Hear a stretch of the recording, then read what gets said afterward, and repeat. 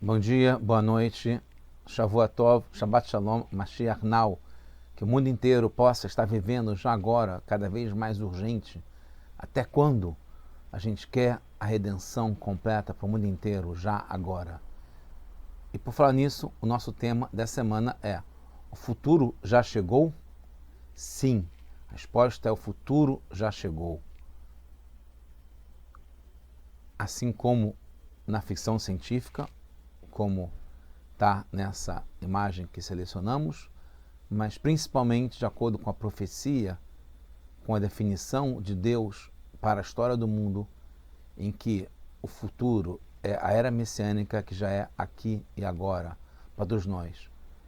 Por mais que pareça uma contradição com o que a gente tem visto no mundo nos últimos tempos, principalmente a barbárie, que está associado com a selvageria, a violência, atrocidades de outra época,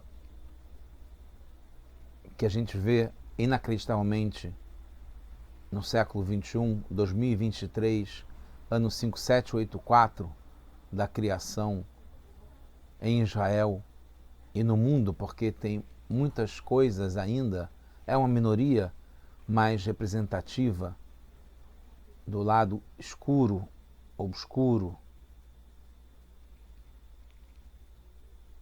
atrasado, muito pior que isso, terrível, barbárico, das trevas,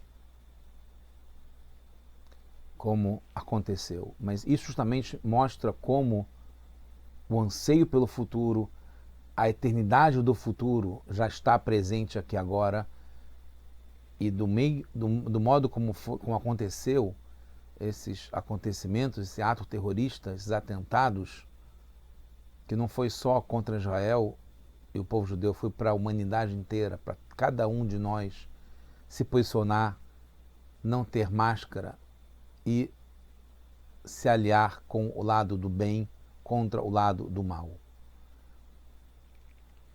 Vamos seguir falando sobre isso, mas a ideia é que apressou, acelerou para que o mundo chegue já nesse futuro, já aqui e agora, no mundo inteiro. A gente está no projeto Likutei Sihot, esse é o volume 15, capítulo 15, a Parashá é Lech Lechá, essa é a Sihá de número 5, que fala sobre Avraham Avinu saindo de Haran, chegando em Eretz Knaan, que se tornaria Eretz Israel, a terra de Israel, até hoje e para sempre. É a ligação de Avraham Avinu, patriarca, com a terra de Israel e toda a sua descendência através de Yitzhak e Yaakov, com relação à terra de Israel sagrada, eternamente sagrada. Então, sim, o futuro já chegou, e quando fala de futuro está ligado com o passado, porque a gente fala do passado, mas vive o futuro. Essa é a ideia principal que a gente vai ver. E a diferença entre um presente e uma herança, né? Eu diria que o presente está ligado com o passado, e a herança está ligado com o futuro. É uma coisa eterna que não se modifica, como a gente vai ver em seguida. Então, tem vários versos, todos eles nessa nossa paraxá, que fala da ligação de Avraham, o patriarca Abraão, e a relação, a promessa de Deus em relação à terra de Israel. Começa com Vaerá Hashem el Avram, né? Ainda era chamado de Abrão, Avram, e fala que eu vou dar essa terra para a sua semente, para a sua continuidade, para as suas gerações.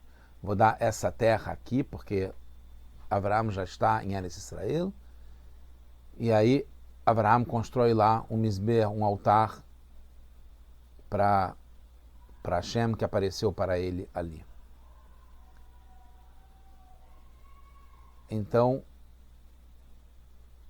novamente é prometida a terra de Israel ao povo judeu. Por que é novamente? Porque em Bereshit, na primeira paraxá, da Torá, da Bíblia, começa o Bereshit, Bara Elokim et Hashemot haaretz, e aí o Rashi explica por que começa a Bíblia inteira através desse verso da criação do mundo e não falando sobre as mitzvot, os mandamentos especiais para o povo judeu, porque ali já define que será dada a terra de Israel para outros povos, será tirada e dada para o povo judeu, definitivamente. Então foi prometido já em Bereshit que a terra seria do povo judeu. E agora, de novo, é prometido para Abraham. Depois se fala que et kol haaretz, que toda a terra que você está vendo, eu vou dar para você, eu vou dar para você, o lezaraha adolam, e também para sua descendência, que é através de Jacob, que é o povo de Israel, como Jacob passou a ser chamado também Israel. Até aqui está falando o futuro, vindo de Hashem, que eu darei etnena, lecha etnena, e como está escrito antes, lezaraha etena, para a sua semente de descendência, eu vou dar, eu darei. É o futuro, vindo de Hashem. Então, esse é o futuro que a gente falou, que já é agora. Depois, quando Abraham volta de Mitzrayim junto com Lot, Hashem fala, Kum ithaler ba'aretz, leorkol lerachba, Hashem pede para ele andar pela terra e tomar posse, lerorba, na amplitude, na profundidade, na largura e no comprimento, porque eu vou dar para você. Também é no futuro. Aí depois tem Vayomer Hashem, aí na verdade Abraham pede, fala Vayomer Hashem Elokim, Deus, meu Senhor, Bame Edaki Erishena. Como é que eu vou saber que eu vou herdar essa terra? E aí Hashem faz com ele um pacto, que é o Brit Ben Abetarim, na verdade foi antes dessa história toda. Bamahu Karat Hashem et Avraham Berit, fez um pacto, Lemor Zarachá, para a sua semente, para a descendência, Natati, eu dei no passado, como a gente falou, et Aretz Azot, essa terra que ele está lá agora nesse momento, Abraham. Fala que é desde o rio do Egito até o rio Perat, que é o Eufrates, assim por diante. Então aqui é o passado. Hashem fala que já deu para Abraham e para a descendência, que vai vir depois, mas como se já tivesse dado. E também tem essa questão do Avraham faz por merecer. Ele tem que andar a terra. Antes é um presente que Hashem dá, de cima para baixo, sem precisar merecer. É mais a ideia do doador que quer dar. E aqui o Avraham já teve que fazer alguma coisa, que ele tomou posse, que ele andou, etc. E fez por merecer. E foi uma promessa garantida que assim vai acontecer.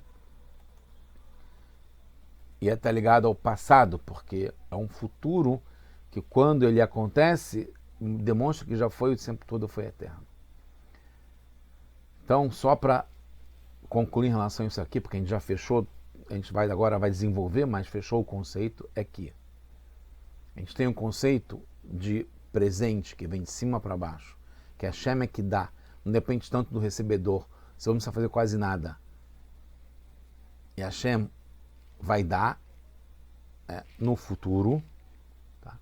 E depois tem o conceito de que Abraham e o povo fazem por onde e recebem uma herança que não tem mudança, não tem opção, que fica para sempre, e ele toma posse, ele faz alguma coisa que o torna dono, proprietário da terra de Israel, por mérito. E está ligado ao nível de Baal Teshuvah, que tem uma dedicação, um esforço próprio, um foco para conseguir as coisas.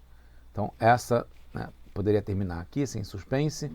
Falei o RAP, o bottom line, o ponto final para aplicação na prática. Como a gente deve ter essa visão de futuro, em que tudo passa a estar contemplado nisso que vai acontecer depois, no nível de herança que não tem interrupção, que é o nível de dedicação, como a gente, que tem essa força do Baal Teshuvah, aquele que se reconecta. O Gaon Rogachov aponta que tem duas linguagens, como a gente falou, presente e herança. Tem a primeira conquista e a segunda conquista. Uma foi com Yoshua, a primeira conquista, quando depois de Moshe ficar, antes de entrar para esse Israel, Yoshua, a famosa história de Jericó foi a primeira cidade que foi conquistada. Então teve a primeira conquista, foi uma conquista de fato.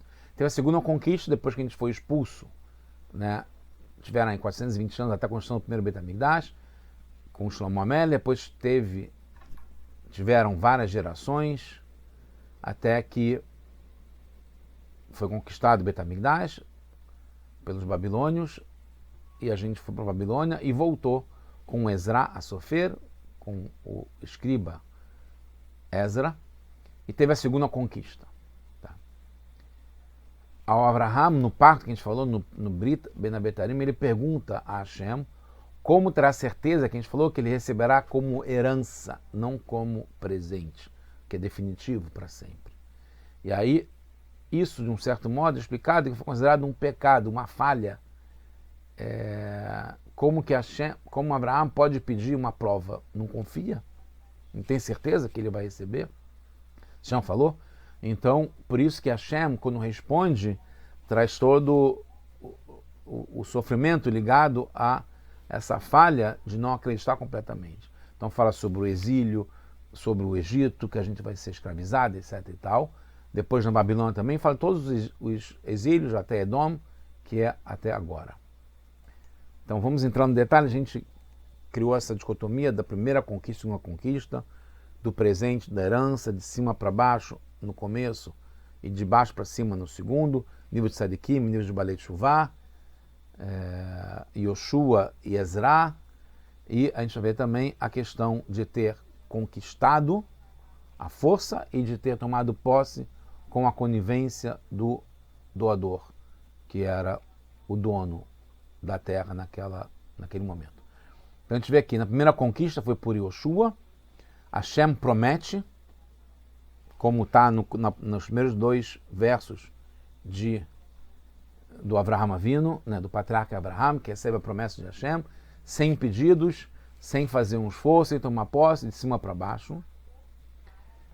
Também na segunda promessa que Hashem faz para Abraham, mesmo depois que Abraham faz uma ação, né, de Italer, vai para frente, para trás, para o norte, para o sul, para o oeste e o leste, foi para tomar propriedade, como acontece, né, a gente sabe de casos de rabinos que andam com o Tânia falando até que espiritualmente faz uma compra de um local. A gente vê também na segunda santificação da terra, que está ligado com a segunda conquista por Ezra, que, como explicado pelo Rambam, que não foi como na primeira, onde tinham muitos que estavam juntos, né, o povo inteiro estava conquistando a terra de Israel, e com Ezra foram poucos que voltaram do exílio da Babilônia, então não tem a mesma qualidade, situação de ligação e de tomar posse da terra de Israel. Então, na primeira, não foi permanente, porque foi por conquista. Tirou da mão deles, dos outros povos. Não a santificou por conquista na segunda, mas por razaká, por posse, tomar posse. E aí passa a ser permanente. Então, a pergunta que a gente está fazendo é a seguinte, algumas. Qual a relação entre a primeira conquista, que foi por conquista e não por tomar posse, e o presente, ganhar como presente a terra de Israel? E a segunda conquista, que está ligada com tomar posse, está ligado com herança, receber como herança, que a herança é eterna. Outra pergunta, porque a força da posse é maior que a força da conquista, até o ponto que, pela posse, a gente tem a terra de Israel até hoje, que foi através de Ezra que a gente tomou posse, e não como conquista na época de Yoshua. Isso está até hoje como é nossa, a terra. Outra pergunta, por que não anulou o direito de posse quando nos tomaram a terra depois? né? Porque a gente não está continuamente em posse da terra fisicamente. Agora a gente voltou a ter, mas não esteve por vários e vários anos. E porque isso não perdeu o direito de posse como perdeu na época do Yoshua, que foi através de conquista, não de posse. Por que, outra pergunta, porque na primeira conquista não teve posse, além da conquista, né, por força, por guerra. O que é melhor, no fundo das contas, tomar posse sem ou com conquista? Poderia ser tomar posse com conquista também. Tá? Só depois que a gente tem. A gente tem algumas discussões, e várias, que são apontadas pelo Rebbe. Eu vou resumir algumas que são mais importantes para a gente não perder o fio da meada e seguir esse raciocínio brilhante do Rebbe. Tosafot Yom Tov, um comentarista, explica que na segunda conquista foi com permissão do doador. Então, na verdade, não foi conquista à força, foi com conivência do doador, que era o rei da Pérsia, o Córesh, ou Ciro da Pérsia, como a gente conhece, da época, inclusive, de Mordecai, Esther e Aman e em diante. O Kesef Mishnah, um comentarista do Rambam, pergunta por que quando nos tomaram a terra não anulou o direito de posse, né? Quando os babilônios tomam a terra, a gente ainda continua tendo direito de posse e tendo uma relação com a terra de Israel, como teve na primeira conquista. Quer dizer, como na primeira conquista a gente perdeu o direito de posse quando teve a conquista, mas na segunda não teve, a gente não perdeu. Na primeira conquista também foi com permissão do doador. Como a gente vê que os Givonim, que tinham parte da terra, entregaram suas cidades. Aí tem a própria resposta na pergunta, porque não foi todo Israel que foi dado conscientemente, coniventemente para o povo judeu.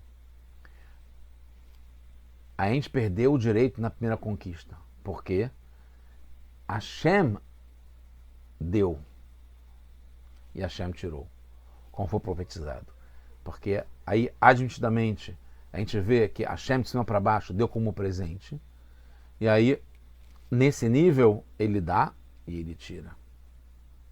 E além do que, foi profetizado por Irmial e outros que falaram sobre, né, a iminente destruição do Bet HaMikdash e o exílio. Então foi catalogado, se pode se dizer, foi descrito de um modo que aconteceu, né, essa ideia da profecia. Então, por isso a gente perdeu o direito, porque veio de cima para baixo, não foi a gente que conquistou, que ganhou o direito da herança.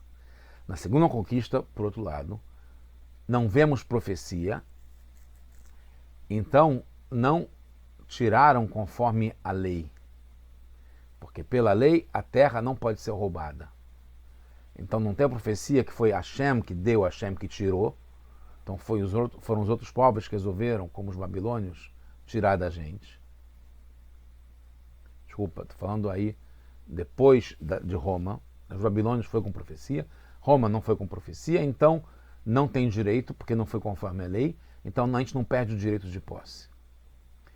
A conquista por guerra, aí uma outra questão, é considerada uma compra. Né? Pela Halahá, pela lei, se alguém conquista por guerra, ele toma conta, ele comprou aquela terra.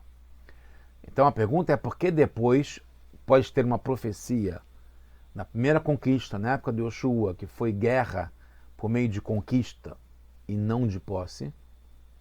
Por que não ter profecia? Porque teve profecia e porque isso anula a compra.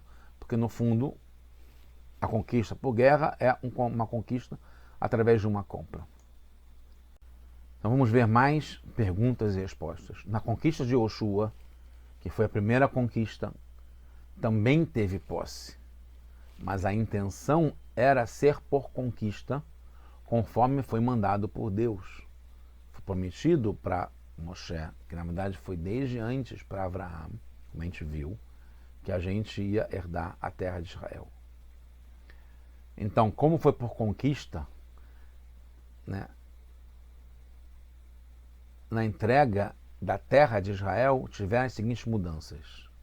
Uma, a compra é por dinheiro. Então, quando Hashem deu para Avraham Avinu a santificação da terra, foi só quando entraram. Qual a diferença entre as duas vezes?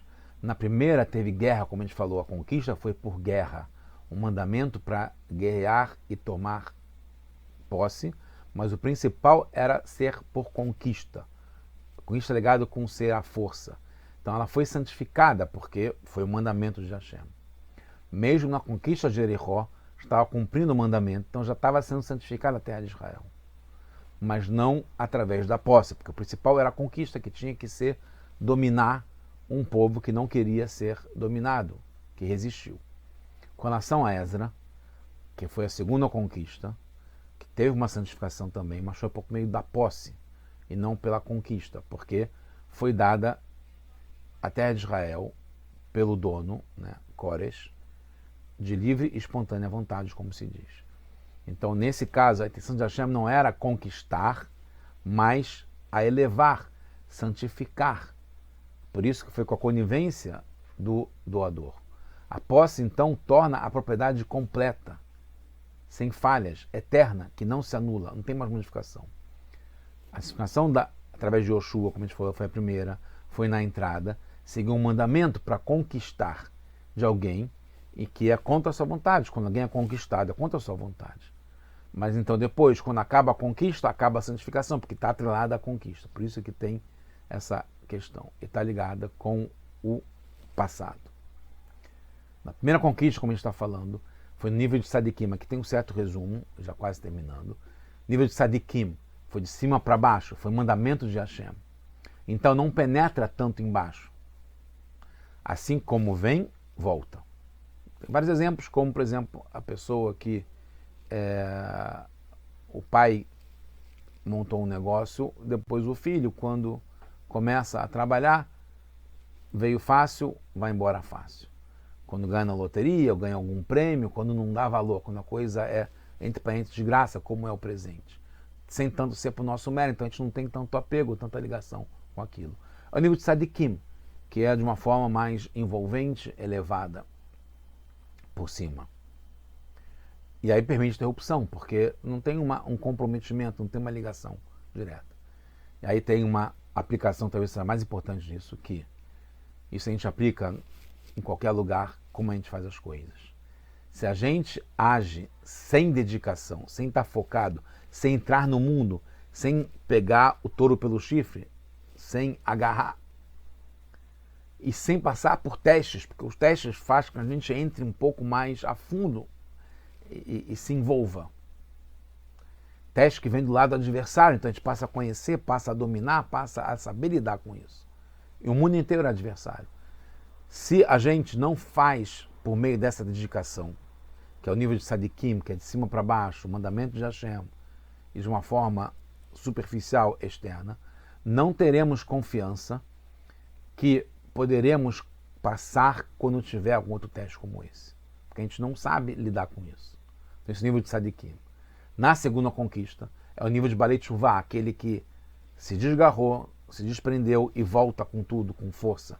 Porque ele aprende, pega a energia que tem no mundo, ele vai até lá embaixo, então ele consegue elevar de baixo para cima.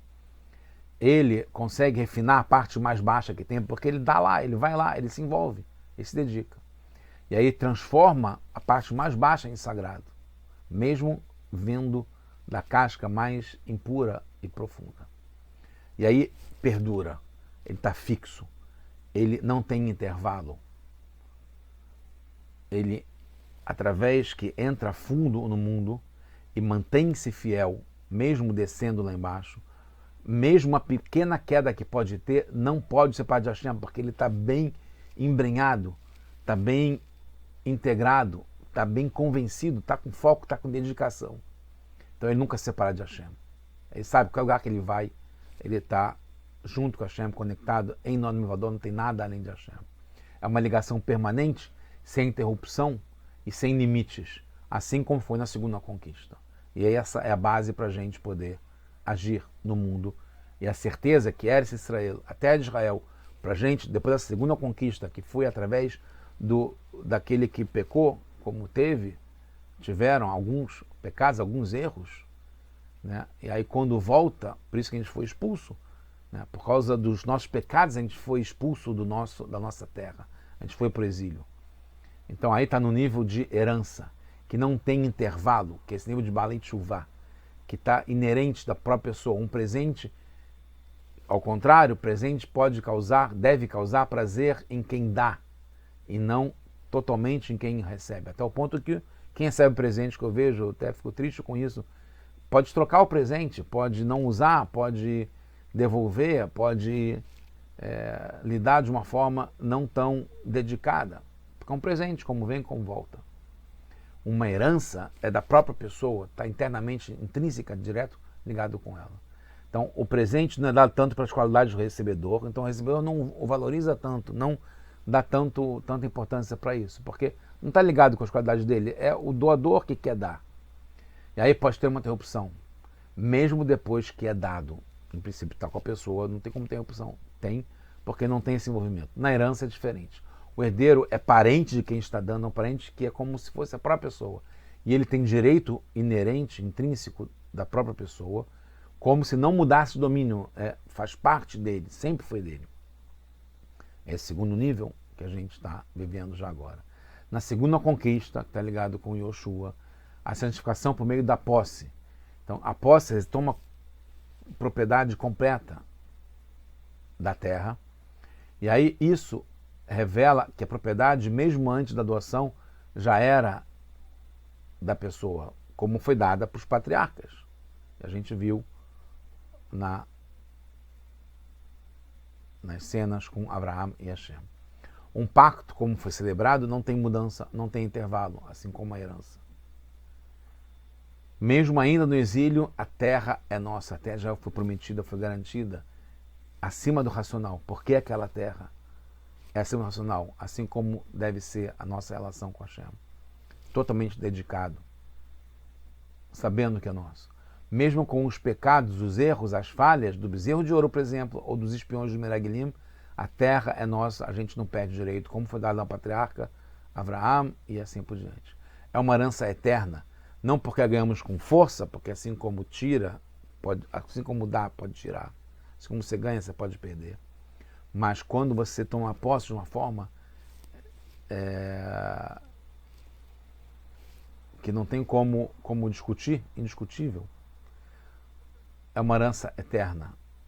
Não porque ganhamos com força, mas porque os povos e o mundo nos ajudarão, mesmo ainda na época do exílio, a gente garantir que a terra é nossa, que a gente já está com Mashiach agora, o futuro já chegou, é um futuro bom, que vai se revelar agora já para todos nós, e a gente vai entender tudo que a gente passou esse tempo todo, mas seja só para o bem, seja logo, com boas notícias, Mashiach now, Geulah, redenção completa já agora, tudo de bom para todos nós.